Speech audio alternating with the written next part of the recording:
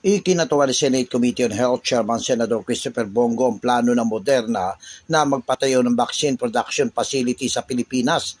Ito ay matapos i-anunsyo ng Palasyo ng Malacanang na plano ng Moderna na magtayo ng shared service facility for pharmacovigilance na magiging una sa Asya at pangatlong pasilidad sa buong mundo.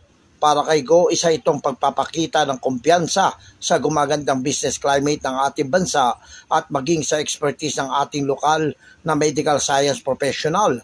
Welcome development aniya ito para mapalapit sa mga tao ang mga serbisyong pangkalusugan na kailangan para maging malusog, ligtas at produktibo ang ating mga kababayan. Nagpasalamat rin ng Senador kay Pangulong Ferdinand Bongbong Marcos Jr. sa patuloy nitong pag-iengganyo sa mga dayuhan na mamumuhunan sa Pilipinas. Katumbas aniya na maraming mamumuhunan ang mas maraming trabaho at pangkabuhayan para sa mga Pilipino. Muli ring isinusulong ni Go ang pagsasabatas ng panukalang pagpapatayo ng Virology Science and Technology Institute of the Philippines. Ako si Jojo Sikat, walang inaatas ang balita.